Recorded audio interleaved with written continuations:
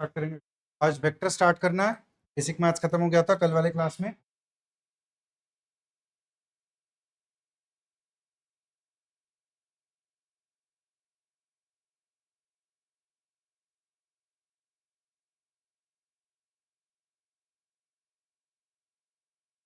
हाँ, ग्राफ्स बाकी है। ग्राफ्स नवीन सर कल वाले क्लास में मैंने एक एक्स्ट्रा क्लास लेकर आज नया चैप्टर स्टार्ट करेंगे।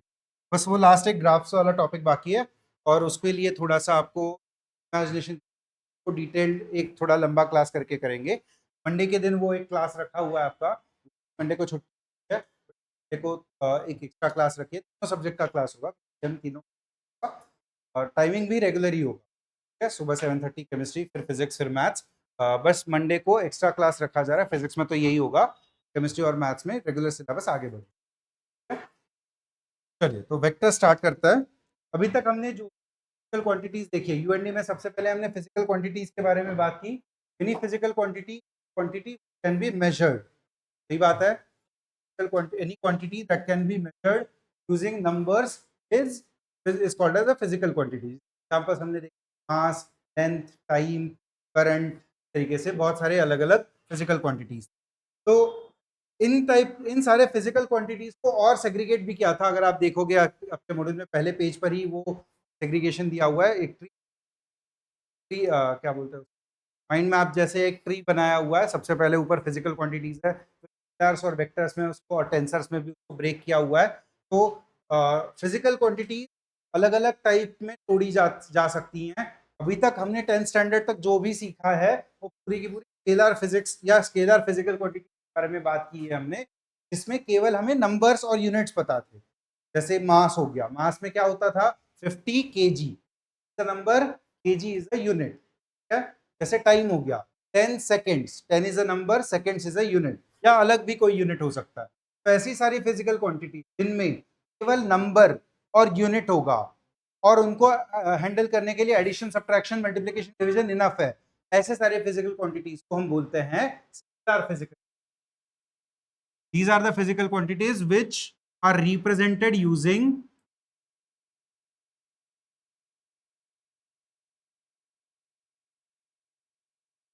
only numbers and units। of course unit तो होना ही चाहिए। तो भी फिजिकल क्वांटिटी की हम बात कर रहे हैं, ऐसी सारी फिजिकल क्वांटिटीज को केवल एक नंबर से डिनोट किया जा सकता है, ऐसी सारी फिजिकल क्वांटिटीज स्केलर क्वांटिटीज बोली जाए। ठीक है। जैसे लेंथ हो गया 5 मीटर, 5 डिस्टेंस, 5 नंबर है, मीटर यूनिट है। बट ऐसी और कोई फिजिकल क्वांटिटी हो सकती है जिनके लिए कुछ और चीज की रिक्वायरमेंट है।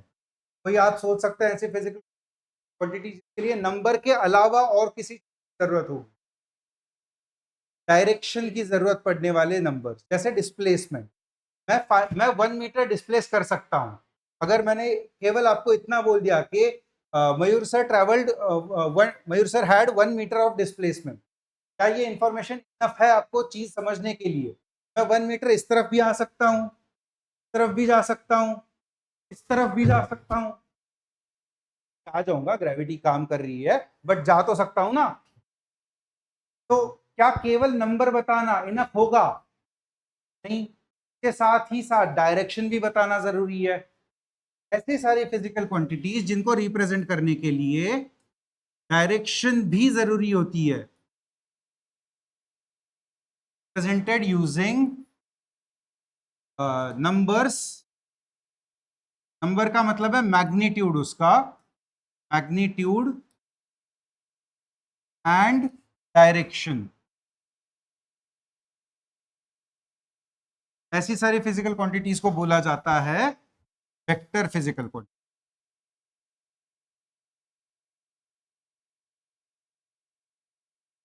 किसी फिजिकल क्वांटिटी का यूनिट तो होता ही है, तो हम यूनिट को अलग से ये नहीं करेंगे। यहाँ पर यूनिट तो सभी सभी फिजिकल होगा, उसको अलग से बताने की जरूरत नहीं है। बट स्केलर और वेक्टर का डिफरेंस समझ में आया सबको?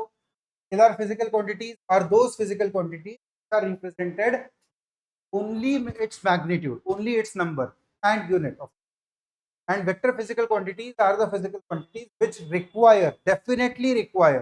ऐसा नहीं है कि किसी के लिए बता दिया किसी के लिए नहीं बताया, नहीं बताएगा तो चलेगा। डेफिनेटली रिक्वायरमेंट है magnitude as well as direction, ठीक है, दोनों चीजों की जरूरत है।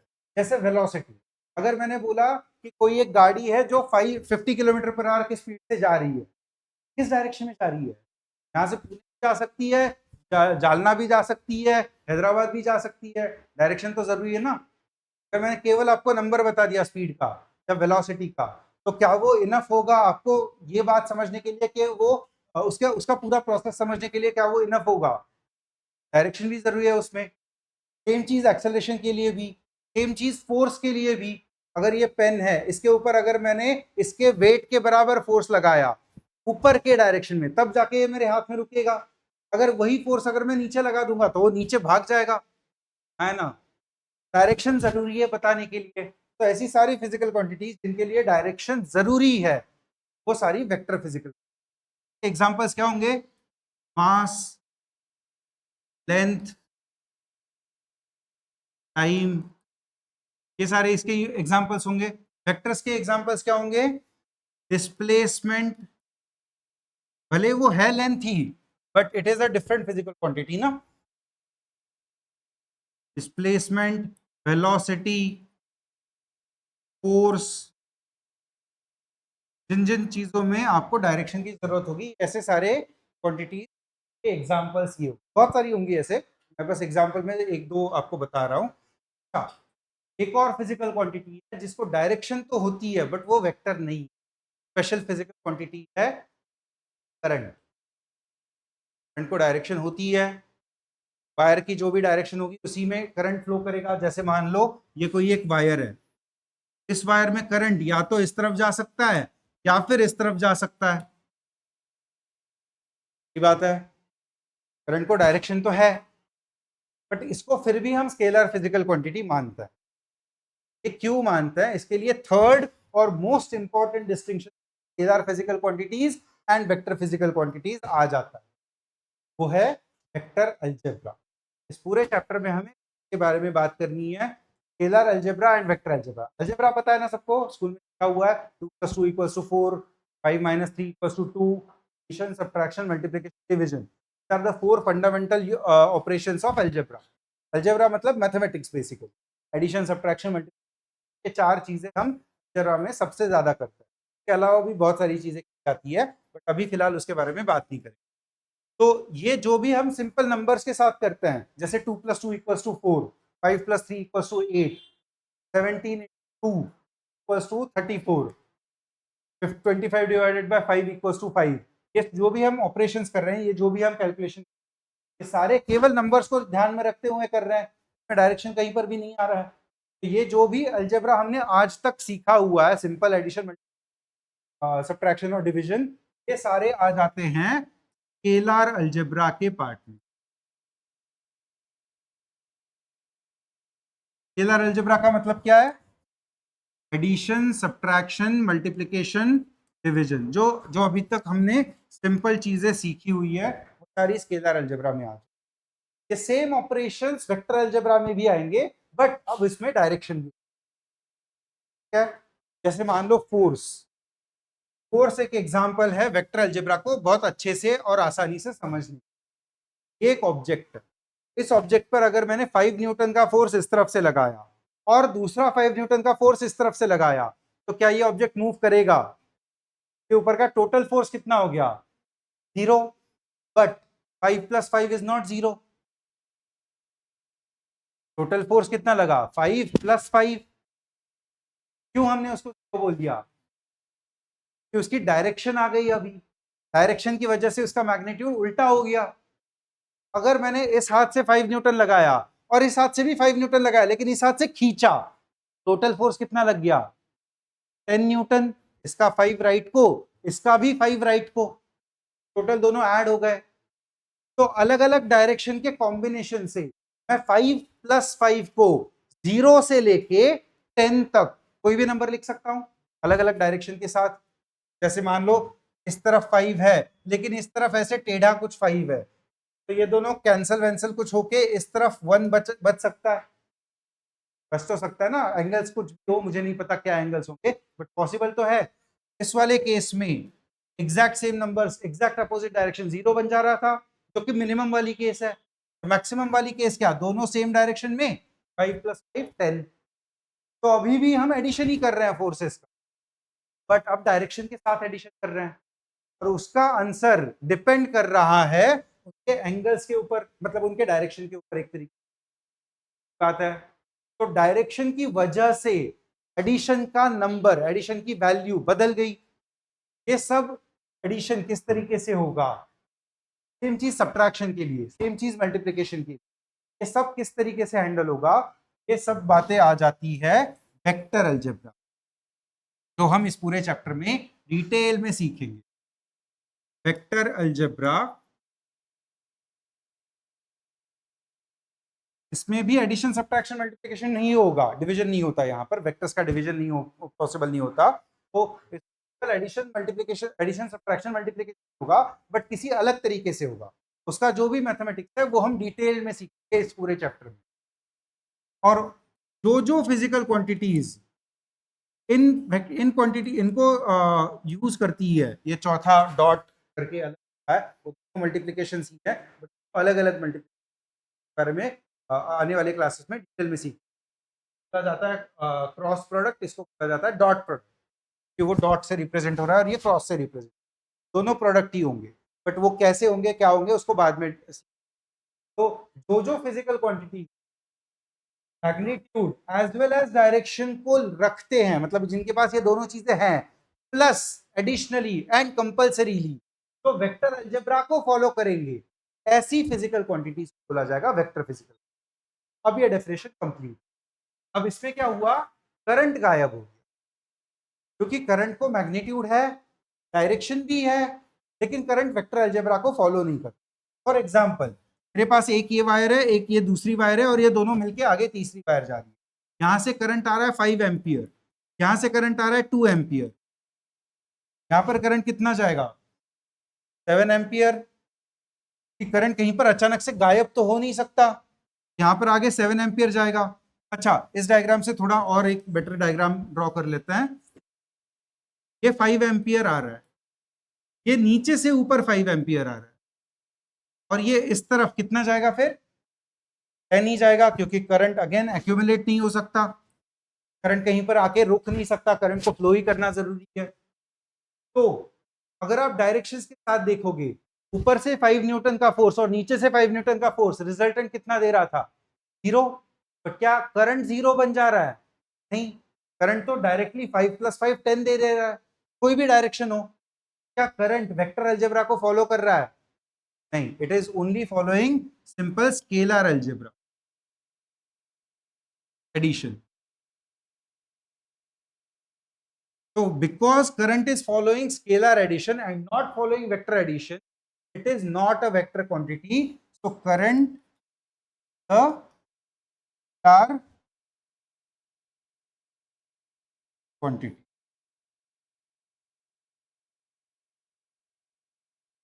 ये इंपॉर्टेंट डिस्टिंक्शन है जो आपको स्केलर और वेक्टर फिजिकल क्वांटिटी में डिफरेंस समझ में आने के लिए यूज हो।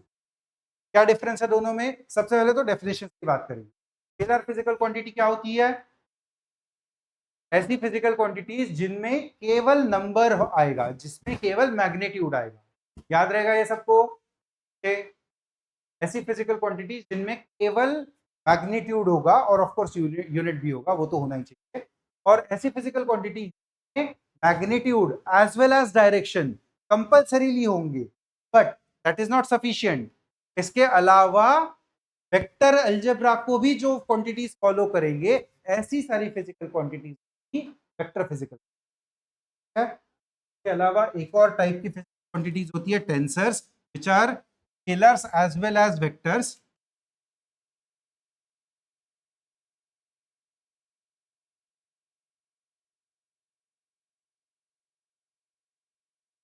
ये दोनों physical quantities scalars and vector physical दोनों टेंसर्स में आ जाती है, बट टेंसर फिजिकल क्वांटिटीज आपके पूरे 11-12 के सिलेबस में कभी भी नहीं है।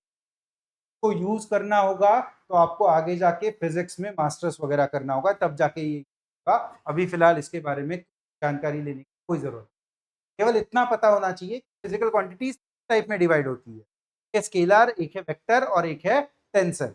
टेंसर क्या होता है, क्यों होता है, उसकी प्रॉपर्टीज क्या है, उसका एडिशन सब्ट्रैक्शन कैसे होता है, कुछ जानने की कोई जरूरत नहीं है एट दिस मोमेंट। ठीक है, अगर आपको उसके बारे में जानना है, बहुत आपको इंटरेस्ट है, आगे मास्टर्स के बैचलर्स आगे कंटिन्यू, इंजीनियरिंग में भी यूज नहीं होगा, मेडिकल में तो डेफिनेटली यूज नहीं होगा, इंजीनियरिंग में भी इसका यूज करने का कोई जरूरत नहीं पड़ता। बहुत बहुत ज्यादातर ज्यादा आपको इसका मैथमेटिक्स यूज हो जाएगा इंजीनियरिंग में आगे जाके फर्स्ट सेकेंड ईयर में। बट अभी फिलहाल आपको 11th 12th में इसकी कोई जरूरत नहीं, केवल नाम भी पता हो गया तो भी ना, और केवल इतनी इंफॉर्मेशन जरूरी होती है, vectors and vectors both are tensor. किसी एक बार एग्जाम में ये सवाल आया हुआ है और हमारे होमवर्क शीट में वगैरह भी आएगा आगे जाके, जब आपको वो शीट फिजिकल क्वांटिटी स्केलर्स या वेक्टर्स क्या होती है, दोनों मतलब उल्टा, सॉरी टेंसर ये नहीं होती, ऊपर वाली दोनों टेंसर होती है। Scalar quantities are also tensor quantity, vector quantities are also tensor physical. But इसके अलावा इसके बारे में कोई और इन्फॉर्मेशन की आपको जरूरत नहीं है। कह रहे ये बात सबको, कोई कंफ्यूजन है, को कहीं पर दिक्कत है, पक्का? आगे समझ में आया ये? चलिए तो जरा अभी वेक्टर्स के ऊपर वापस आएंगे, वेक्टर क्वांटिटीज को लिखेंगे किस तरह और उनका रिप्रेजेंटेशन क्या होगा, तो जरा समझने की कोशिश करेंगे। बेसिक बेसिक ही बात है, ये तो केवल लिखने वाली बात है, ये बार बार लिखने के बाद आपको आदत भी बनी। सिंबॉलिक रिप्रेजेंटेशन का कुछ इस तरीके से होगा, कोई भी फिजिकल क्वांटिटी, मान लो फोर्स अगर मैं लिख रहा हूँ, का सिंबल तो एफ होता है, जैसे लेंथ का सिंबल एल होता है, स्मॉल एल या फिर कैपिटल एल। इस तरीके से लिखना आपको पूरी तरीके से इंफॉर्मेशन दे देगा लेंथ के बाद, इक्वल टू 5 मीटर, जो भी उसका मैग्नीट्यूड होगा वो आगे लिखा। लेकिन फोर्स के लिए डायरेक्शन की जरूरत होगी, because it is a vector physics. तो सारे के सारे वेक्टर क्वांटिटीज के सर के ऊपर एक एरो आकर बैठे, और ये लिखना जरूरी है। फोर्स के सर के ऊपर एक एरो आएगा, डिस्प्लेसमेंट के सर के ऊपर एक एरो आएगा, वेलोसिटी पर एक एरो आएगा, एक्सेलरेशन पर एक एरो आएगा, मोमेंटम अभी तक पता नहीं होगा आपको मोमेंटम है, लेकिन उसके ऊपर भी एरो आएगा। वर्क और एनर्जी के ऊपर एरो नहीं आएगा, because energy not a vector quantity. क्या होती है energy?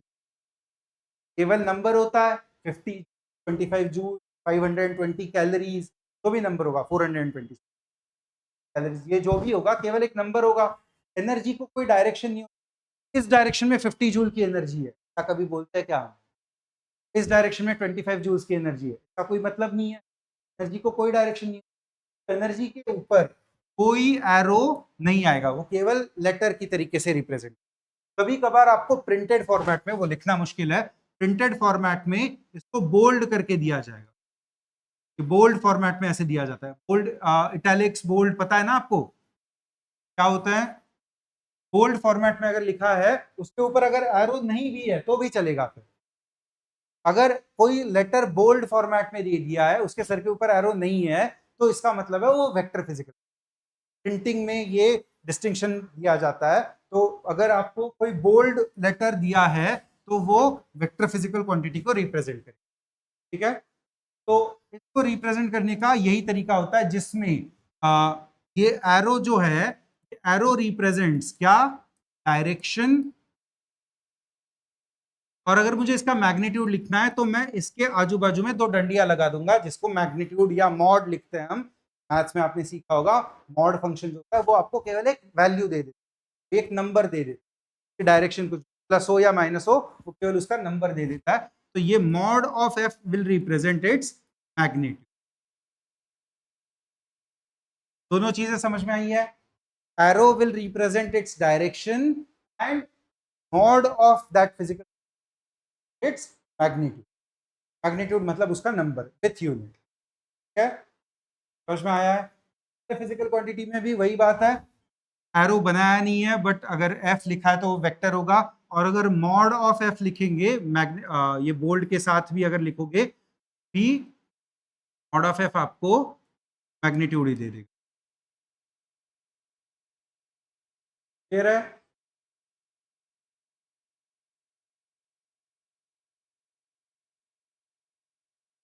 Without arrow scalar physical quantity, with arrow vector physical. अगर एरो नहीं है लेकिन लेटर बोल्ड है तो भी वेक्टर फिजिकल। क्लियर है?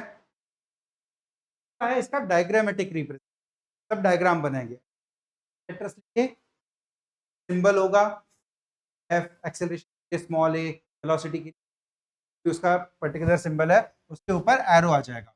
अगर मुझे डायग्राम में रिप्रेजेंट करना है तो ये कोई एक एरो मैंने बना दिया, इसका टिप जो होगा वो क्या दिखाएगा, डायरेक्शन। अगर ये टिप इस तरफ होता तो डायरेक्शन पीछे हो जाती, तो इसका टिप मुझे क्या दिखा रहा है, डायरेक्शन। और इसकी जो लेंथ है एरो की, ये लेंथ मुझे क्या दे रही है, मैग्नीट्यूड। लेकिन अभी मुझे ये कौन सी फिजिकल क्वांटिटी है ये तो नहीं पता, इसके लिए इसका नाम भी देना होगा एफ वेक्टर। का जो नाम होगा वो आपको फिजिकल क्वांटिटी रिप्रेजेंट करेगा, का जो लेंथ होगा वो फिजिकल क्वांटिटी का मैग्नीट्यूड रिप्रेजेंट करेगा, और उसका जो टिप होगा वो डायरेक्शन को रिप्रेजेंट कर रहे। बात है सब कुछ। अगर दूसरा कोई एक वेक्टर है उसी के डायरेक्शन में, लेकिन लेंथ उसकी छोटी है, ये F1 वेक्टर मैंने बोल दिया, ये F2 वेक्टर अगर बोल दिया, सेम डायरेक्शन है बट उसकी लेंथ कम है, तो इन दोनों को मैं कंपेयर कर सकता हूं, कौन बड़ा होगा, F1 vector will be greater than F2 vector. क्या है, नहीं, a vector is always along with its direction। Direction कौन सी बड़ी है कौन सी छोटी है हम बोल नहीं सकते, केवल मैग्नीट्यूड बड़ा है छोटा बोल सकते हैं, तो मॉड लगाना जरूरी है। हम केवल नंबर्स को कंपेयर कर सकते हैं ना, हम डायरेक्शन को कंपेयर ही नहीं कर सकते। East is better than west का कोई मतलब है, बेटर भी शायद बोलना पर्सनल प्रेफरेंस हो सकता है, किसी को पसंद आ सकती है। ग्रेटर देन वेस्ट ये बोलने का क्या कोई मतलब है, north is greater than south, up is greater than down का कोई मतलब नहीं है। तो जब आप जब आप ये एरो ये सिंबल लगा रहे हो बीच में ग्रेटर देन लेस देन या इक्वल टू का, तो ये किसको इक्वेट कर सकता है, केवल और केवल मैग्नीट्यूड। तो हमें जब भी हम इसको इक्वेट या ग्रेटर देन या लेस देन लिखेंगे, हमें मैग्नीट्यूड लिखना जरूरी है। हाँ, तो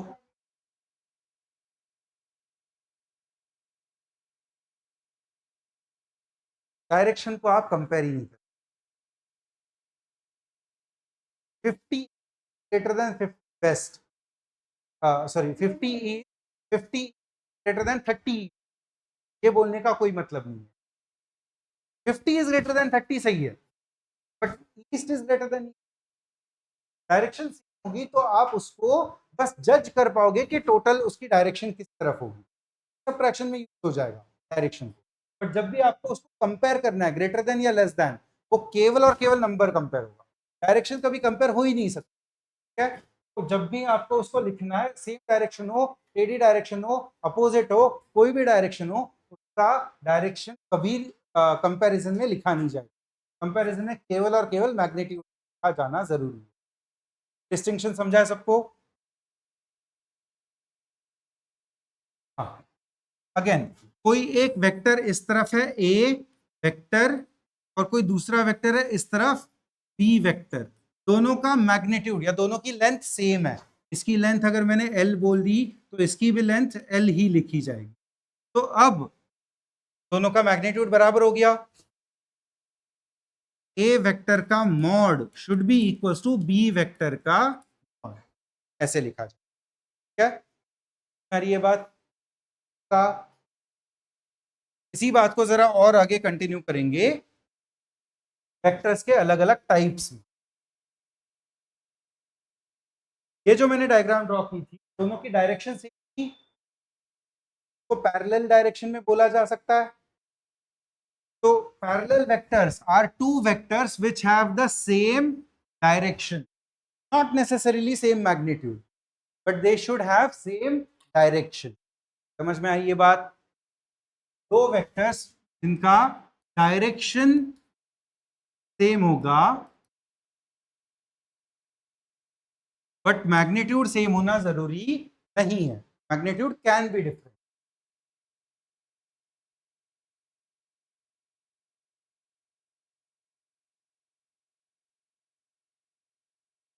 मैग्नीट्यूड भी सेम हो सकता है बट वो स्पेशल केस हो जाएगी, हम इक्वल वेक्टर्स आएंगे उसके ऊपर। तो अगर मैग्नीट्यूड डिफरेंट है तो वो पैरेलल वेक्टर, अगर डायरेक्शन सेम है तो, बट डायरेक्शन भी सेम है और मैग्नीट्यूड भी सेम है, तो मैं उस वेक्टर को क्या बोल सकता हूं, इक्वल वेक्टर, में magnitude and direction both are same. समझ में आई ये बात? तो इससे पहले अभी मैंने जो बात की थी, ए वेक्टर और बी वेक्टर डायरेक्शन अलग अलग करके मैग्नीट्यूड सेम कर दिया था, तो यहां पर तो मैं केवल मैग्नीट्यूड को इक्वल लिख सकता हूं, बट यहां पे बिकॉज ए वेक्टर का डायरेक्शन और मैग्नीट्यूड दोनों बी वेक्टर के बराबर है, तो अब मैं वेक्टर को इक्वल लिख सकता हूं, तो उसका नाम भी इक्वल वेक्टर है। समझ में आ रही है बात? दूसरा कोई वेक्टर मैं यहां पर अगर बना लू जिसकी भी लेंथ सेम ही है, सी वेक्टर हो, ये पूरा जो पेज है, ये पूरा जो प्लेन है, उस प्लेन में मैंने सी वेक्टर बहुत कुछ अलग जगह पर बना दिया, बट उसका भी डायरेक्शन सेम है, उसका भी मैग्नीट्यूड, तो वो भी इन दोनों के बराबर ही लिखा जाएगा, कहीं पर भी बनाओ आप, बस डायरेक्शन सेम होनी चाहिए और मैग्नीट्यूड भी सेम होना चाहिए। यहीं से एक बहुत इंपॉर्टेंट प्रॉपर्टी निकल के आती है वेक्टर्स की, can pick a vector from one position and put it in some other position, keeping its magnitude and direction same, it will be the same. मैंने ए वेक्टर को यहां से उठाया, यहां पर लाकर रख दिया, डायरेक्शन सेम है, मैग्नीट्यूड सेम है, क्या वेक्टर बदला? हाँ, वेक्टर की जगह बदल गई, बट वेक्टर नहीं बदला। क्या? इसको हम यूज करेंगे एडिशन सब्ट्रैक्शन में आगे आने वाले, तो अभी फिलहाल केवल समझना जरूरी है, इसको लिख लेंगे हम, उसी टाइम पर वेक्टर एक जगह से उठाकर दूसरे पर रखा जा सकता है, टाइम पर समझ लेंगे, लिख भी लेंगे, बट अभी फिलहाल आपको अगर कोई दूसरे जगह पर बहुत दूर सेम मैग्नीट्यूड सेम डायरेक्शन का वेक्टर है, तो वो और पहला ओरिजिनल दोनों सेम होंगे और इसको उसके जगह पर रखा जा सकता है। क्या समझ में आ गया है? पक्का? एंटी पैरेलल, ये वर्ड इससे पहले सुना है आपने? एंटी पैरेलल, एंटी का मतलब क्या होता है? उल्टा। तो एंटी पैरेलल, अभी तक हम एक लाइन और दूसरी लाइन को, इन दोनों लाइंस को पैरेलल बोलते थे, बट वेक्टर्स में डायरेक्शन मैटर करती है। एक लाइन इस तरफ है बट दूसरी लाइन उसके अपोजिट डायरेक्शन में कहीं पर वेक्टर है, अपोजिट डायरेक्शन में, मैग्नीट्यूड बराबर हो ना हो फर्क नहीं पड़ता, ये वेक्टर इस तरफ है, दूसरा वेक्टर इस तरफ हो जाएगा, तो इसमें डायरेक्शन दोनों की एग्जैक्टली अपार्ट है, 180 डिग्री अपार्ट है, एक इस तरफ तो दूसरा अपोजिट डायरेक्शन में, तो इसकी डायरेक्शन कैसी होगी? Direction is not different, different word का मतलब कुछ अलग हो जाएगा, direction is opposite, opposite direction होना जरूरी है, magnitude can be different,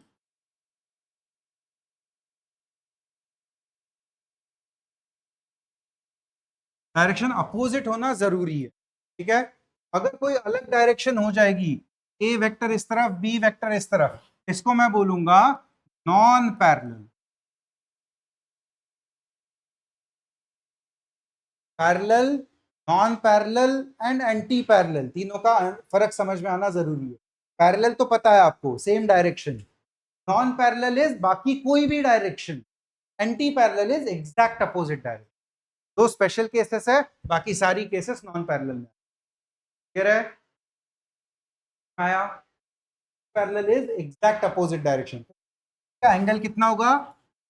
180 degree के बराबर एंगल हो, ठीक है? दोनों के बीच का एंगल 0 डिग्री हो, ठीक है? Negative vector will B anti parallel vectors with equal magnitude. ये ए वेक्टर लिखा था, ये बी वेक्टर लिखा था, दोनों का मैग्नीट्यूड सेम था, यहाँ पर भी वेक्टर, ये बी वेक्टर, दोनों का magnitude same but direction opposite, magnitude same but direction is different, sorry opposite, different नहीं बोल सकते, अपोजिट बोलना जरूरी है, डायरेक्शन इज अपोजिट। तो इन वेक्टर्स को मैं डायरेक्टली कंपेयर करते हुए A vector equals to minus of B vector ऐसे लिख सकता हूं, माइनस साइन केवल उसकी डायरेक्शन को उल्टा कर देगा, मैग्नीट्यूड तो उतना ही रखेगा, तो माइनस साइन ने ए वेक्टर की बी वेक्टर की डायरेक्शन उल्टी करके मुझे ए वेक्टर दिया, इसलिए उसको बोला गया negative vector of a vector is negative vector of a vector. क्या सबको? नेगेटिव और इक्वल दोनों में मैग्नीट्यूड सेम होना जरूरी है, बाकी पैरेलल और पैरेलल में मैग्नीट्यूड अलग भी चल सकता है।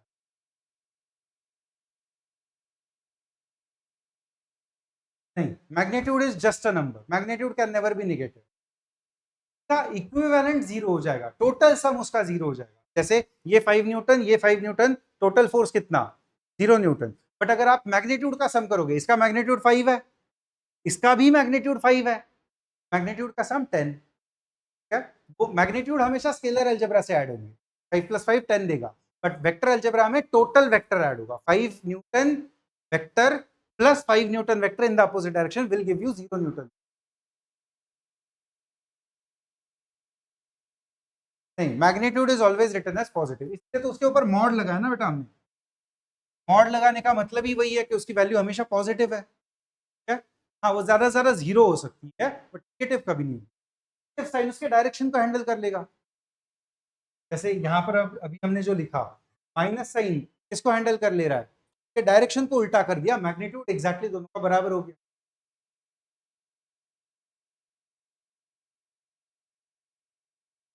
वेक्टर्स में मॉड भी लिखा जाएगा, बट ज्यादा स्पेशल कंडीशन हो गई ना mod. Mod is a special condition, vector का equivalence is a general condition. अगर वेक्टर ही बराबर हो गया तो मैग्नीट्यूड भी लिखा जा सकता है, बट इसको लिखने से ज्यादा बेटर ऊपर वाला लिखना है, क्योंकि उसमें आपने डायरेक्शन भी कंसिडर कर ली। ठीक है, ये भी लिखना सही है, उसमें गलत कुछ नहीं है, बट ऊपर वाला ज्यादा एक्यूरेट है, ज्यादा वाइड स्पैनिंग है, मतलब उसमें ज्यादा चीजें बताई गई। ये भी लिखा जा सकता है, mod A vector is equals to mod B vector. Minus sign नहीं आएगा, माइनस साइन केवल वेक्टर पे आएगा। वेक्टर में माइनस साइन आने का मतलब है डायरेक्शन बदलना, मैग्नीट्यूड नहीं बदलेगा, magnitude will remain the same. Again diagrammatic representation में देखिए, मैग्नीट्यूड कौन रिप्रेजेंट कर रहा है? लेंथ। तो एक ऐसा वेक्टर और एक ऐसा वेक्टर, दोनों की लेंथ इक्वल है, तो इसका भी मैग्नीट्यूड मॉड ए, इसका भी मैग्नीट्यूड मॉड ए, बस डायरेक्शन उल्टी हो गई। तो नेगेटिव वेक्टर में माइनस साइन किसको रिप्रेजेंट कर रहा है? डायरेक्शन के opposite side. This minus sign is only representing direction.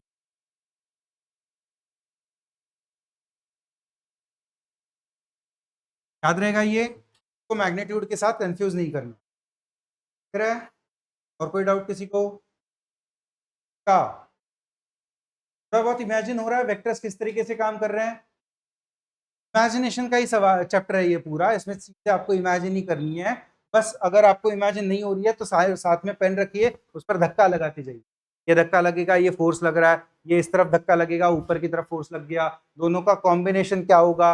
अगर अगर कॉम्बिनेशन देख रहे हैं तो ये धक्का इसको ऊपर लेकर जाएगा, ये धक्का इसको राइट को लेकर जाएगा, तो ये ऐसे टेढ़ा कुछ जाएगा, ऊपर भी जा रहा है, राइट को जा रहा है, टेढ़ा चला जाएगा। इसी चीजों को आपको इमेजिन कर पूरे चैप्टर। ठीक है, आगे को इनिशियल। इनिशियल का मतलब क्या? Starting point. को का मतलब क्या? एक साथ।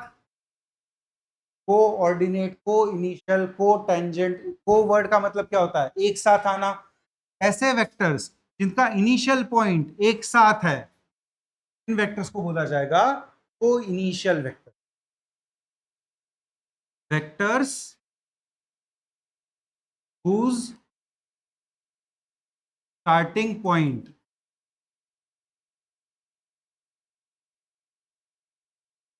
Is same.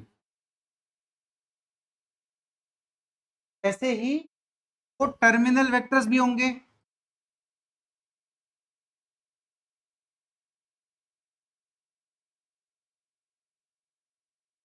वो टर्मिनल कैसे होंगे?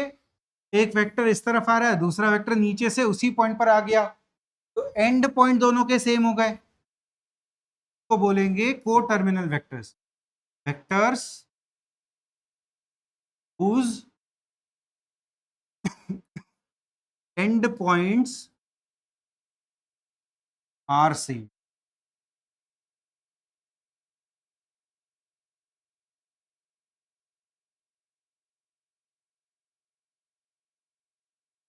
है, सिंपल चीज है, इमेजिनेशन वाली चीज है। दो वेक्टर्स आ रहे हैं, एक जगह पर आकर खत्म हो गए तो वो को टर्मिनल, एक ही जगह से स्टार्ट करके अलग अलग डायरेक्शन में गए तो को इनिशियल, क्या को प्लेनार, एक ही प्लेन में लाई करने वाले दो अलग अलग वेक्टर।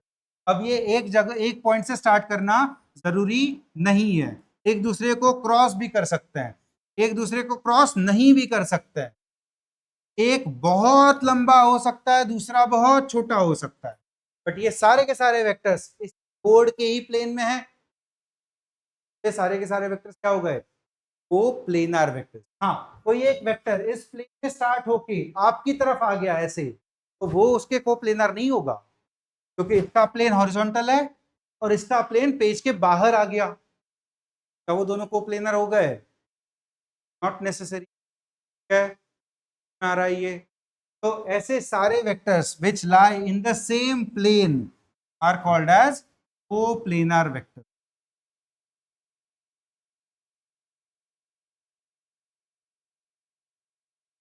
ये एक वेक्टर, ये दूसरा वेक्टर, ये कोई तीसरा वेक्टर, ये चौथा वेक्टर, ये सारे वेक्टर्स लाइंग इन द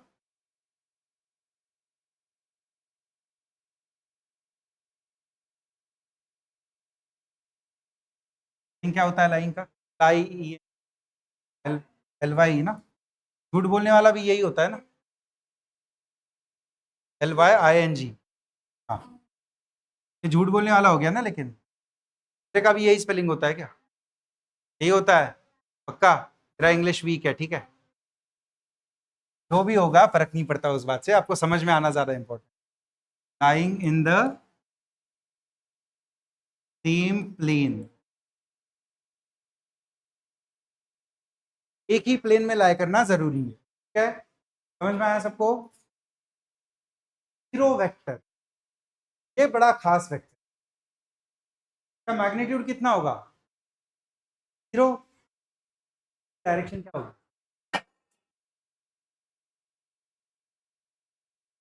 सोचिए जरा, जीरो वेक्टर की डायरेक्शन क्या होगी?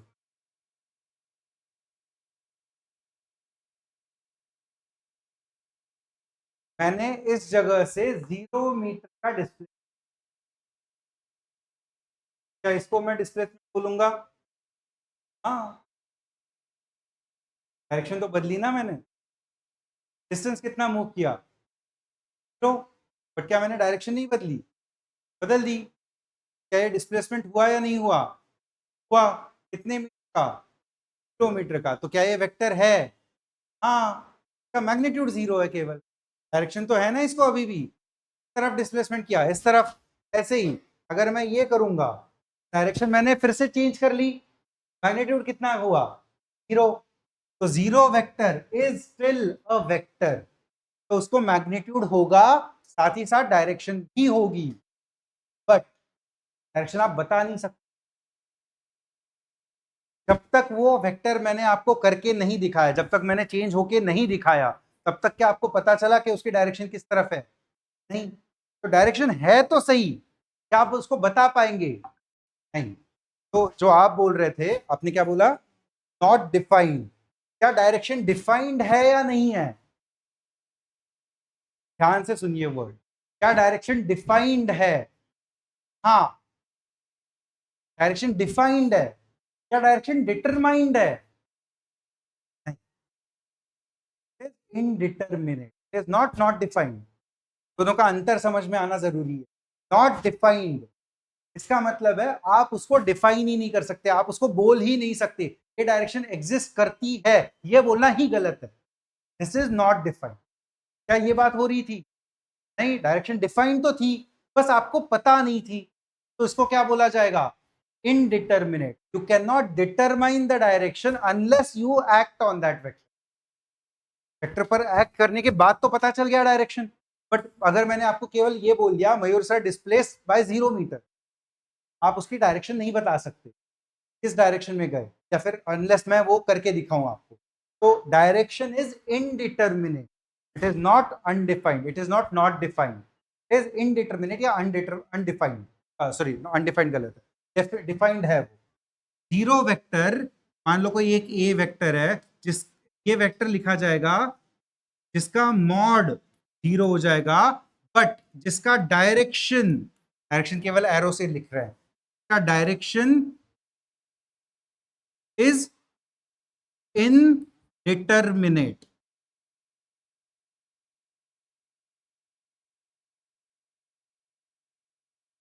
Defined but not known. क्योंकि अगर डायरेक्शन डिफाइंड नहीं होगा, डायरेक्शन अगर बताना गलत होगा, तो क्या वो वेक्टर बचेगा? अगर मैंने बोल दिया direction is not defined, not defined का मतलब है वो डायरेक्शन एग्जिस्ट ही नहीं करती। क्या ये बोलना वेक्टर क्वांटिटी के लिए सही है? वेक्टर के लिए तो डायरेक्शन डिफाइंड होना जरूरी है, डायरेक्शन पता हो या ना हो, होना तो जरूरी है ना। तो अगर मैंने बोल दिया डायरेक्शन है ही नहीं, क्या वो वेक्टर बचा? नहीं। तो वेक्टर अगर आपको बोला है तो direction is defined but it is not known, उसको बोला जाएगा इनडिटरमिनेट। क्या? तो वेक्टर का मैग्नीट्यूड होगा बट डायरेक्शन होगी और वो हमें पता नहीं होगी, बट होगी जरूर। क्लियर है? प्रेजेंटेशन में एक चीज और लिख लेंगे, एक जो वेक्टर को मैं सिंबॉलिक रिप्रेजेंट कर रहा हूं उसको उसका मैग्नीट्यूड लिखा जाएगा मॉड एफ से, और डायरेक्शन लिखी जाएगी इस वाले एरो से। तो एक साथ लिखना तो गलत है ना, केवल क्योंकि ये केवल मैग्नीट्यूड ही आ गया, अगर आपने एरो भी लगा दिया तो भी वो एक साथ लिखना मैग्नीट्यूड ही हो गया। इसके साथ मुझे उसकी डायरेक्शन कुछ ना कुछ लिखनी जरूरी है। ये जो नोटेशन है बहुत काम का नोटेशन है, ये ब्रैकेट जो है वो ब्रैकेट क्या दिखा रहा है? डायरेक्शन, उसका मैग्नीट्यूड तो मैंने अलग से लिख लिया। तो डायरेक्शन, अगर मुझे केवल डायरेक्शन दिखानी है तो डायरेक्शन दिखाने के लिए उसका मैग्नीट्यूड 1 होना जरूरी है, डायरेक्शन वेक्टर का। क्योंकि अगर आप फिर मल्टीप्लीकेशन करोगे, कुछ number into 1 will give you that number only. तो मुझे ये वेक्टर का अगर लिखना है, उसका मैग्नीट्यूड मैंने अलग लिख लिया, डायरेक्शन अगर मैं अलग लिख रहा हूं, उस डायरेक्शन को लिखने के लिए जो भी उसका वेक्टर बनेगा, उस वेक्टर की लेंथ कितनी होनी चाहिए? 1 यूनिट। तो इसलिए उस वेक्टर को क्या बोला जाएगा? Unit vector.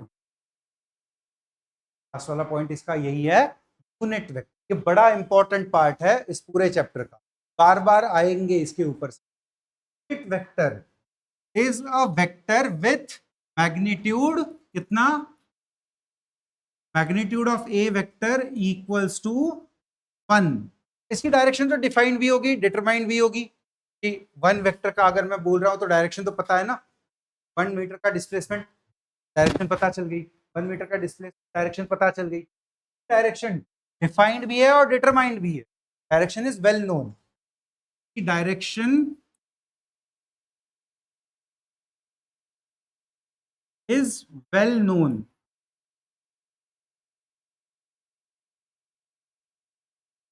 मैग्नीट्यूड तो पता ही था, डायरेक्शन भी पता है।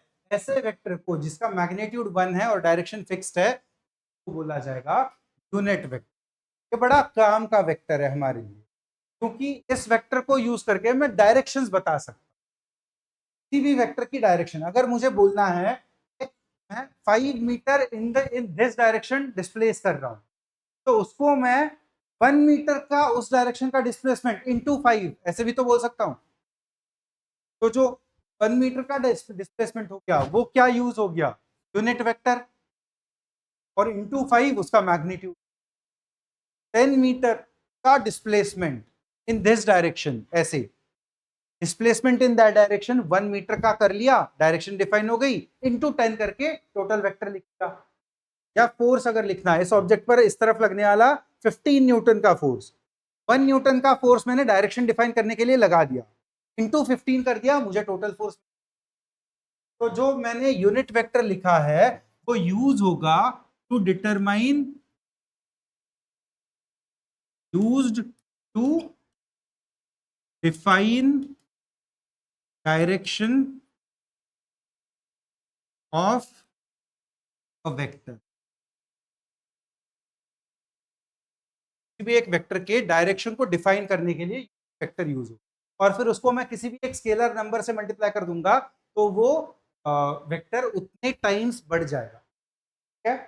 एक स्पेशल नोटेशन होता है ए vector, will be equals to, magnitude मैंने लिख लिया पहले, अब केवल डायरेक्शन लिखनी है। और डायग्रामेटिक रिप्रेजेंटेशन में डायरेक्शन किससे रिप्रेजेंट होती थी? एरो से। मैं इसी वेक्टर के सर के ऊपर अगर वो एरो बना दूंगा, ये क्या बता रहा है? Unit vector. ये नोटेशन है यूनिट वेक्टर, और इसको हम बोलेंगे कैप। के सर के ऊपर एक टोपी आ गई ना, टोपी जैसी रख दी है उसके सर के ऊपर, ये उसको बोला जाएगा कैप। तो A vector is equal to mod A cap, इसको बोलने का तरीका। A vector equals to magnitude of A, जिसको हम मॉड ए बोलेंगे, ए कैप। मल्टीप्लाइड बाय वगैरह बोलने की जरूरत नहीं है, क्योंकि दोनों उसी वेक्टर को रिप्रेजेंट कर रहे हैं। ए vector equal mod A cap. हमारी ये बात, मॉड ए की जगह पर कोई नंबर भी हो सकता है, 5 अगर हो गया, A vector equal to 5 A cap, E vector equal to 25 B cap, E vector equal to 19 C cap. ठीक है, तो ये जो नोटेशन हमने यहाँ पर बनाया फिर आ जाएगा एफ कैप। ठीक है, और ये कैप जो है वो यूनिट वेक्टर रिप्रेजेंट। समझ में आया ये? तो इसका अगर मैं डेफिनेशन भी लिखूंगा, डेफिनेशन क्या लिखा जाएगा? ए कैप कुछ नहीं, ये केवल एक नंबर है। इस नंबर को उठा के उस तरफ डिनोमिनेटर में डाला जा सकता है। नंबर तो सीधे सीधे डिवाइड होगा ना, number is a scalar quantity, number है वो केवल मैग्नीट्यूड है। तो इसको लिखा जाएगा ए वेक्टर अपॉन मॉड ए। ये इसका डेफिनेशन निकल कर आया unit vector. Unit vector is a vector A divided by its own magnitude. Vector के खुद के मैग्नीट्यूड से अगर मैंने उसी वेक्टर को डिवाइड कर दिया तो मुझे क्या मिलेगा? Unit vector in the direction of A. कह रहा है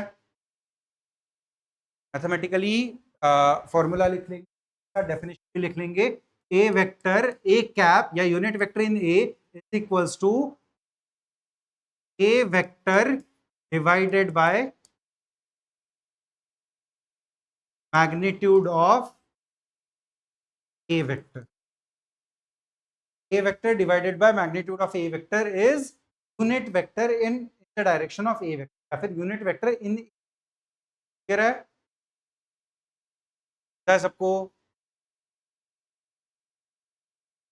वेक्टर के डायरेक्शन को रिप्रेजेंट करने के लिए केवल डायरेक्शन यूनिट वेक्टर यूज हो, और उसका मैथमेटिकल फॉर्म है ए vector upon mod a, where mod a is the magnitude of that vector. Definition I, a cap is equals to a vector divided by mod of ए।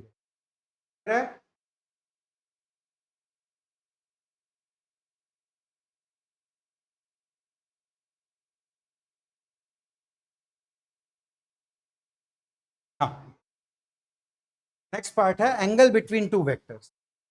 अभी हमने देखा था कोई भी दो वेक्टर्स अलग अलग डायरेक्शन में कंबाइन होकर रिजल्टेंट कुछ अलग डायरेक्शन में दे रहे थे। जैसे एक वेक्टर इस तरफ, दूसरा वेक्टर इस तरफ, तो वो ऑब्जेक्ट को ऐसे टेढ़े डायरेक्शन में लेकर जा रहा था।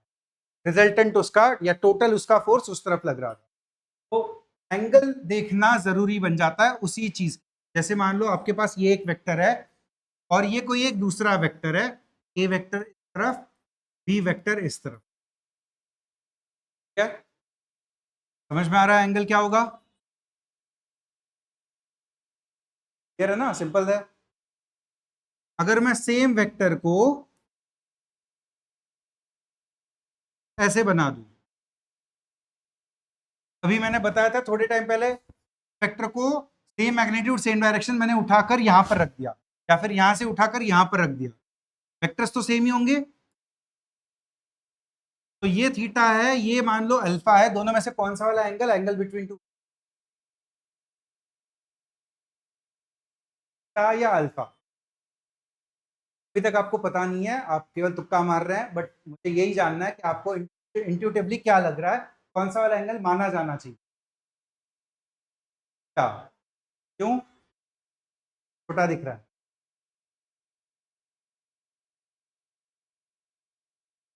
वो इनिशियल है, इस बात से क्या फर्क पड़ा?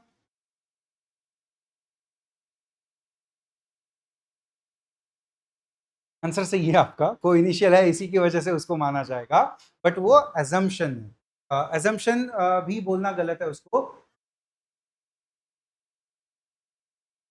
तो चला आ रहा है, मतलब बहुत बहुत टाइम से लोगों ने एज्यूम किया, वही चलते का कुछ वर्ड था, उसको assumption ही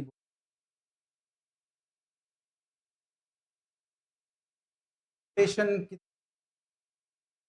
पता नहीं, अभी जो भी उसको बोलना है, वर्ड वर्ड याद नहीं आ रहा मुझे।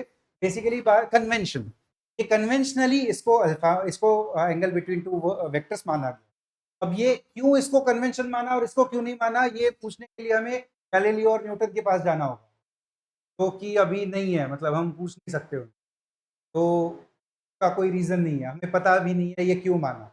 लोगों ने माना, वो चलते हुए आया। फोर्स को एफ क्यों माना, फोर्स को फोर्स ही क्यों बोला, फोर्स को क्यों नहीं, कन्वेंशन है, लोगों ने बोल दिया उसको फोर्स, वही चलते हुए आया। अल्फा को अल्फा ही क्यों बोला, कन्वेंशन है। A B C D, A B C D है, एक्स वाई जेड से स्टार्ट क्यों नहीं है, ये सवाल पूछने का कोई मतलब नहीं है ना, सवाल का क्या कोई आंसर होगा।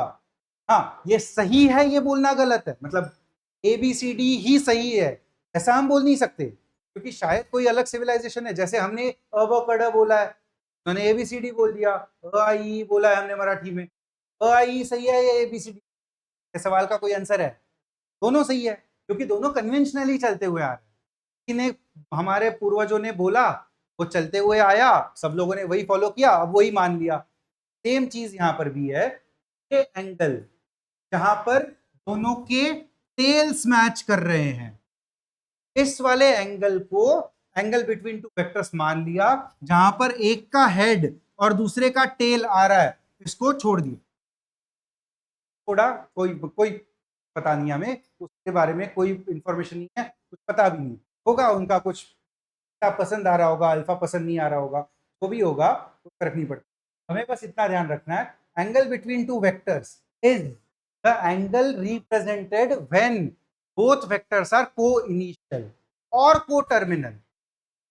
को टर्मिनल कैसे, ये बी वाले वेक्टर को अगर मैं यहां से उठा के यहां पर लाकर रख दूं, तो भी वो एंगल थीटा ही बन गया ना, पैरेललोग्राम बना लो, ए वेक्टर को उठाकर ऊपर रख दो, बी वेक्टर को उठाकर यहां पर रख दो, अगर ये एंगल थीटा है तो ये भी एंगल तो थीटा ही होता है पैरेललोग्राम में, सही है। तो angle between vectors is defined as angle between किसके बीच का एंगल, पहले का टेल और दूसरे का भी टेल। अच्छा, ये टेल और हेड तो समझने वाली बात है ना, ये हेड होगा और ये टेल होगा, तो हेड और टेल के टर्म्स में बोलेंगे अभी क्या, ठीक है। जो डायग्रामेटिक रिप्रेजेंटेशन में लिखना है तो लिख लीजिए, इसको एरो है, तो जहां पर उसका टिप है उसको हेड बोलेंगे, जहां पर उसका स्टार्ट है उसको टेल बोलेंगे, ठीक है। तो angle between vectors is defined as angle between two tails और two heads, angle between one head and one tail is not the angle between vector. ये गलती नहीं करेंगे, गलती बहुत बार होती है, स्पेशली जब आप एडिशन सब्ट्रैक्शन सीखोगे उस टाइम पर ये गलती बहुत बार होगी, तो समझने वाली बात है, ध्यान रखने वाली बात है, दो वेक्टर्स जहां से स्टार्ट हो रहे हैं उसके बीच का एंगल एंगल बिटवीन वेक्टर्स, या दो वेक्टर्स जहां पर एंड हो रहे हैं उन दोनों के बीच का एंगल बिटवीन, और ये हमेशा हम थीटा से ही है। अब ये थीटा छोटा होना जरूरी नहीं है, ये दो वेक्टर्स ऐसे भी हो सकते हैं, ये ए वेक्टर, ये वाला बी वेक्टर, तब भी यही वाला angle angle between two vectors होगा, ठीक है। एक वेक्टर ऐसा, दूसरा वेक्टर ऐसा, तो ये इसको ही लिखा जाएगा, इसको नहीं लिखा जाएगा, क्योंकि ये वाला क्यों गलत होगा, क्योंकि अगर मैंने इस वाले वेक्टर को उठाकर यहां पर रख दिया तो वो ऐसे जा रहा है ना, ये वाला एंगल थीटा तो ये भी एंगल थीटा, तो जब भी आपको दो वेक्टर्स दिए जाएंगे इस तरीके से, उनके हेड्स जिस तरफ है उनके बीच का, या टेल्स जिस तरफ है उनके बीच का एंगल एंगल बिटवीन वेक्टर्स, ये दोनों नहीं होंगे, ये हेड और टेल के बीच के एंगल हो गए ना, तो कि हमें नहीं कंसिडर। अगेन, जीरो से लेकर 180 डिग्री तक जा सकता है, क्या उसके आगे जा सकता है, फिर नीचे से लिखा जाएगा, अगर ये ए वेक्टर है और ये बी वेक्टर है तो इसको लिखेंगे या इसको लिखेंगे, नीचे वाले को, defined as angle between tails और two heads with as smaller angle is defined as smaller angle between two tails or two heads. Smaller मतलब 180 डिग्री से छोटा, क्योंकि आप कभी भी देखो एक छोटा एंगल है तो दूसरा बड़ा एंगल एग्जिस्ट तो कर ही रहा है ना, तो हमें हमेशा छोटा वाला एंगल देखिए, ठीक है। Angle between vectors is always defined as the smaller angle between two tails और टू हेड्स। दोनों हेड के बीच का भी एंगल देखा जा सकता है या दोनों टेल्स के बीच का भी एंगल देखा जा सकता है, बट हेड और टेल के बीच का एंगल नहीं देखा जाए। बात समझ में आ रही है? पक्का? थोड़ा सा कंफ्यूजन होता है बेटा, तो अगर आपको दिक्कत आ रही है कहीं पर तो पूछ लीजिएगा, कोई छोड़कर आगे भागने वाला पॉइंट नहीं है, क्योंकि इस पर आगे के 2 लेक्चर्स डिपेंड करेंगे। एंगल बिटवीन वेक्टर्स अगर नहीं समझा तो एडिशन सब्ट्रैक्शन नहीं समझ में, और वो इंपॉर्टेंट होता है, वो आगे आने वाले पूरे फिजिक्स में हम रिपीटेडली यूज। बात क्लियर है ना सबको?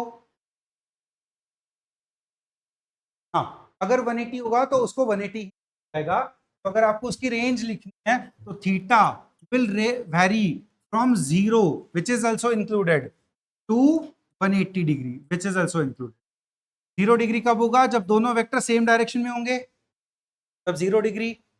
180 डिग्री जब तब होगा जब दोनों अपोजिट डायरेक्शन में होंगे, ये 0 डिग्री, ये 180 डिग्री,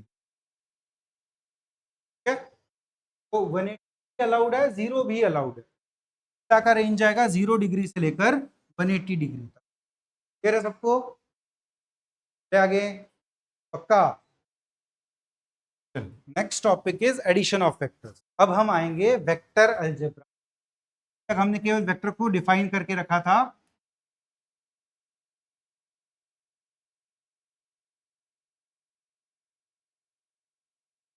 अब आएंगे वेक्टर अलजेब्रा के ऊपर। अलजेब्रा मतलब again addition subtraction multiplication, division exist ही नहीं करता तो डिवीजन नहीं करेंगे, बट मल्टीप्लिकेशन 2 टाइप के होंगे, उसको देखेंगे।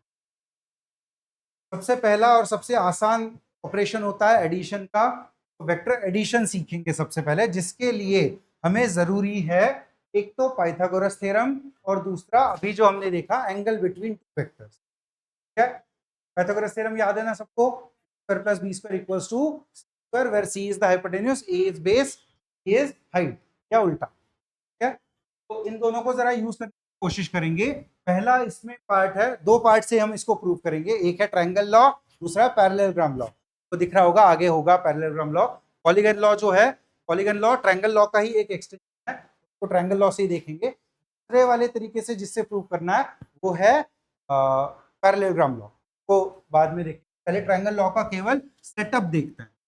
मान लो ये आपके पास एक ए वेक्टर है, ठीक है, इसका कुछ मैग्नीट्यूड होगा, मैग्नीट्यूड का लिख लेंगे मॉड ऑफ ए, ठीक है। सी वेक्टर कुछ अलग डायरेक्शन में होगा, एंगल बिटवीन वेक्टर्स थीटा मुझे दे दिया है, बट मैं उसको यहां पर नहीं लिखूंगा। यूजुअली एंगल बिटवीन वेक्टर्स के लिए हम यहीं पर बनाएंगे, बट अब मैं जानबूझ के ट्रायंगल लॉ के सेटअप के लिए उसको यहां पर बना लूंगा। ये हो जाएगा बी वेक्टर का मैग्नीट्यूड हो जाएगा मॉड बी, ठीक है। तो ये लॉ इस तरीके से स्टेट करता है, लॉ स्टेट जो करता है वो है पहले के टेल से दूसरे के हेड पर जाने वाला जो वेक्टर होगा वो वेक्टर लिखा जाएगा a vector plus b vector, और इसको हम लिख सकते हैं सी वेक्टर। एडिशन लॉ या ट्रायंगल लॉ क्या बोलता है? C vector is equals to a vector plus b vector. ये तो वेक्टर एडिशन लिखा है हमने, केवल सेटअप जो है वो समझना ज्यादा जरूरी है। सेटअप क्या है?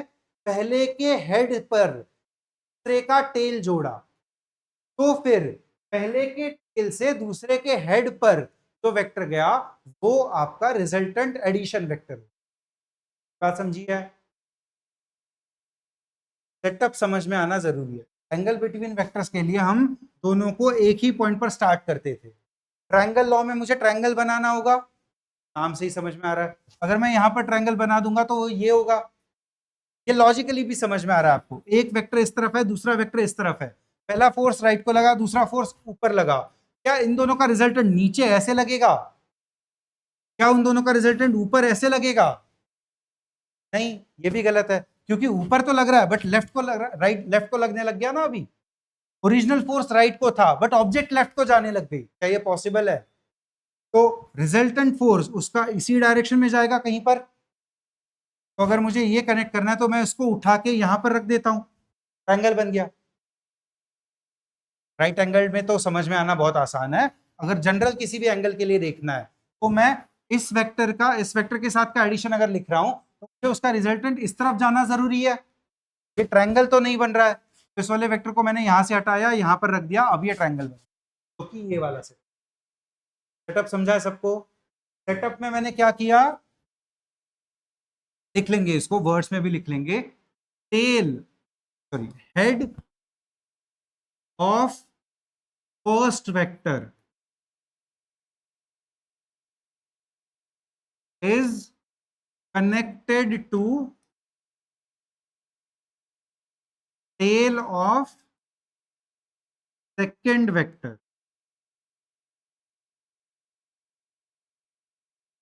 ये सेटअप हो गया, ठीक है। हेड ऑफ फर्स्ट वेक्टर, पहले का head is connected to tail of the second vector, b के टेल को मैंने कनेक्ट कर दिया, दोनों के बीच का एंगल कुछ होगा थीटा। तो क्या होगा, ये वाला एंगल होगा या इधर वाला एंगल होगा? अंदर वाला या बाहर वाला, अल्फा या थीटा? अल्फा हेड और टेल के बीच का एंगल हो गया थीटा। इसको उठा के अगर मैंने आगे रख दिया तो ये टेल और उसका भी टेल, तो थीटा हो गया ना एंगल बिटवीन वेक्टर्स। ये गलती करवाता है, ठीक है। समझ में आना जरूरी है कौन सा वाला एंगल इंपॉर्टेंट है। ये वाला अगर एंगल थीटा होगा, ये तो समझ में आ जाएगा ना। तो पैरेलल लॉ, अगर मैं उसको, नहीं ये थीटा नहीं होगा, ये वेक्टर है ही नहीं, वेक्टर है कुछ अलग, इसको लिखना गलत है। इसी को अगर मैंने आगे कैरी फॉरवर्ड कर लिया इस तरीके से, तो ये वाला एंगल थीटा एंगल लिखा जाए, ठीक है। कुछ अलग एंगल होगा ना, सी वाले वेक्टर के साथ का एंगल है वो थीटा नहीं होगा, वो ए और सी के लिए थीटा हो जाएगा, तो ए और बी के लिए थीटा चाहिए, ये वाला एंगल थीटा लिख लिया। अब इससे then tail of first vector connecting, then vector connecting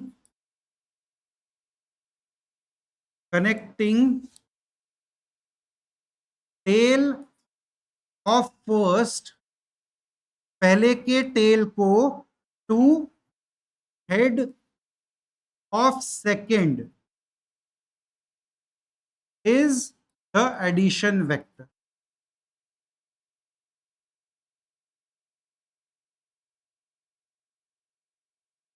जरा ध्यान से पढ़ेंगे एक बार, head of the first vector is connected to tail of the second vector, a का हेड बी के टेल को मैंने कनेक्ट कर दिया, then the vector which is connecting tail of first, a के टेल को बी के हेड को जो कनेक्ट कर रहा है, ये वाला वेक्टर, ये वाला वेक्टर क्या है, is the addition vector of a and B.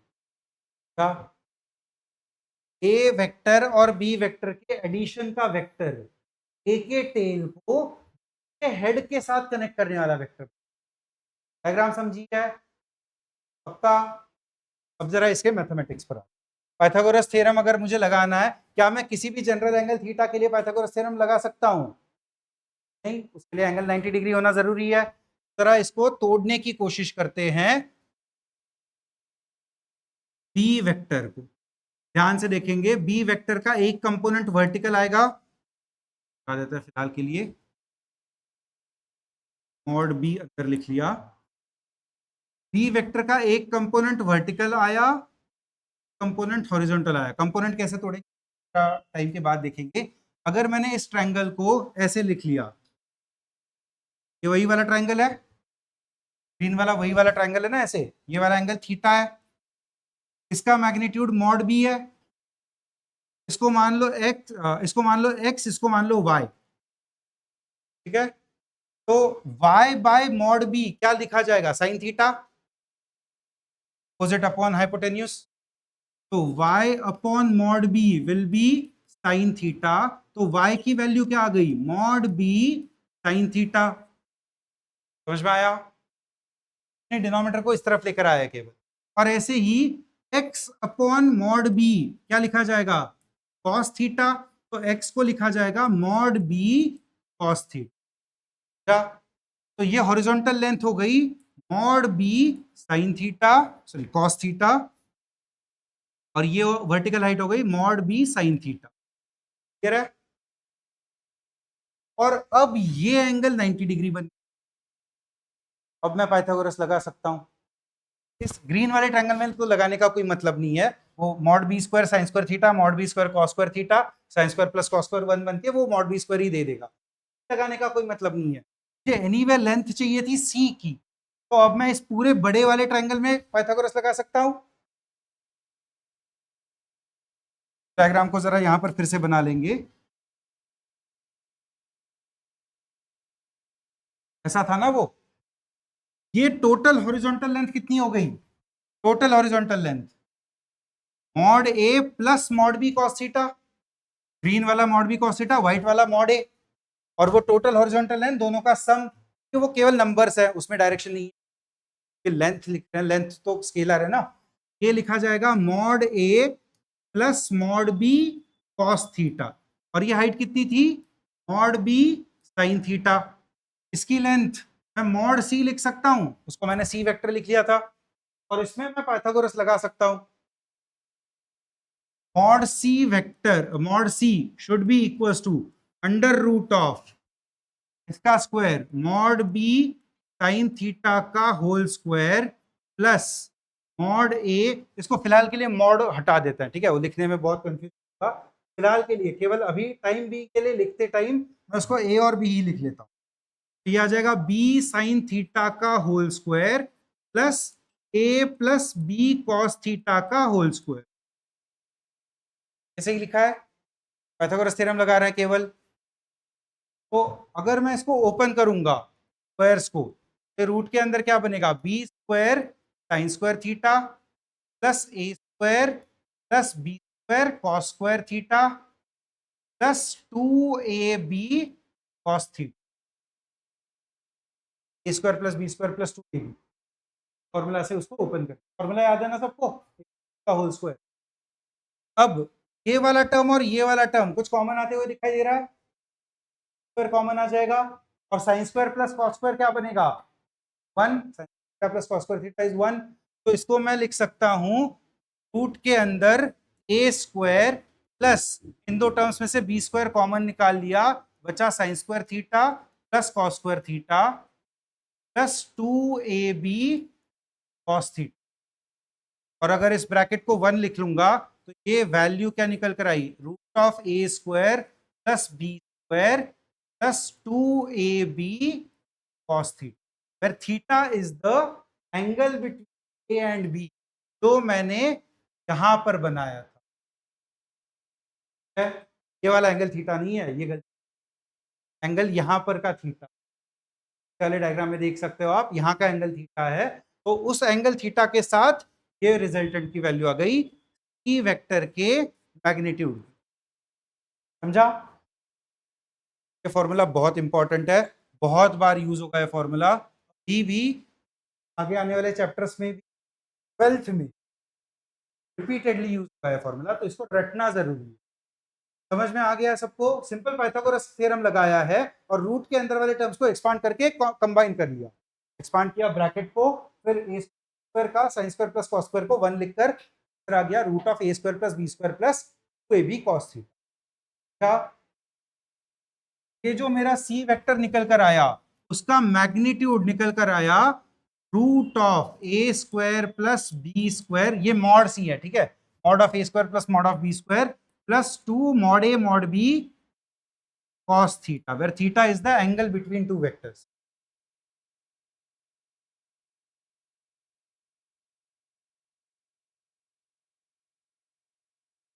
हाँ, yes, angle between a vector and b vector, ये क्लियर है?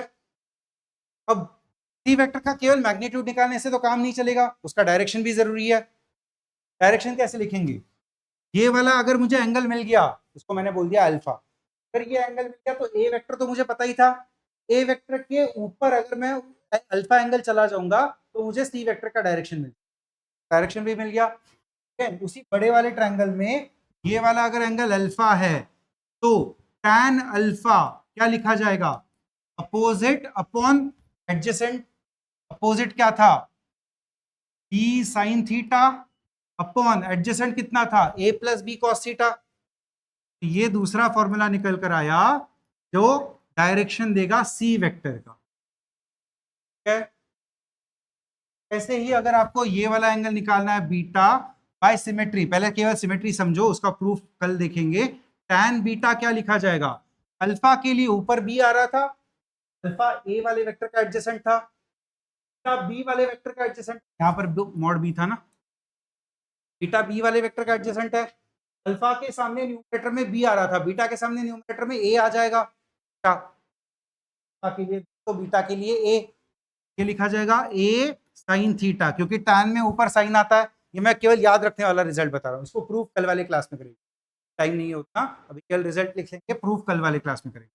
अपॉन ए के जगह पर अल्फा के लिए नीचे ए आ रहा था, बीटा के लिए नीचे बी आ जाएगा, प्लस बी साइन थीटा था तो नीचे बी कॉस थीटा था, ऊपर ए साइन थीटा है तो नीचे ए कॉस थीटा। तो मुझे दोनों वेक्टर से, ए वाले वेक्टर से भी एंगल मिल गया, बी वाले वेक्टर से भी एंगल मिल गया, जिससे भी आपको एंगल लिखना है वो लिखा जा सकता है। ठीक है, वाले वेक्टर का मैग्नीट्यूड भी मिल गया और डायरेक्शंस भी मिल गया, tan इनवर्स वगैरह करके जा सकते हैं। एंगल्स यूजुअली अच्छे बन जाते हैं, वैल्यूज √3 आ जाएगी या 1 आ जाएगी या 1/√3 आ जाएगी, तो एंगल्स आपको अच्छे मिल जाएंगे। सवाल यूजुअली वैसे ही बना है। सबको ये फॉर्मूलाज याद रखने बहुत जरूरी है। tan बीटा आपको नहीं समझा होगा, मैंने बहुत जल्दीबाजी में बताया है, केवल रिजल्ट बताया है मैंने, और उसका एनालॉजी बताया है tan अल्फा के साथ। तो प्रूव करेंगे, प्रॉपरली प्रूव करेंगे, जैसे tan अल्फा प्रूव किया है।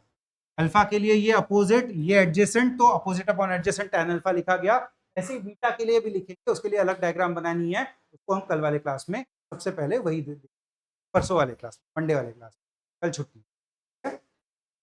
क्यों, हाँ, जो भी बच्चों का नया एडमिशन हुआ है या जिनको भी पिछले 1-2 चैप्टर्स में कहीं पर भी डाउट आ रहा है, कल मैं दिन भर अवेलेबल हूँ।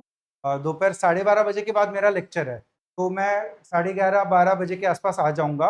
अगर किसी को भी किसी को टॉपिक में डाउट है, चैप्टर के किसी थियरी में डाउट है या किसी क्वेश्चन में डाउट है, तो आप कल आकर पूछ सकते हैं। ठीक है, 11:30 बजे के आसपास मैं आ जाऊँगा, 12:30 बजे मेरा लेक्चर है, तो उतना 1 घंटा होगा आपके पास। अगर बहुत बच्चों को डाउट्स आ रहे हैं तो फिर मुझे मैसेज करिए, आपस में डिस्कस वगैरह करके, तो जल्दी आना तो मैं जल्दी भी आ जाऊँगा।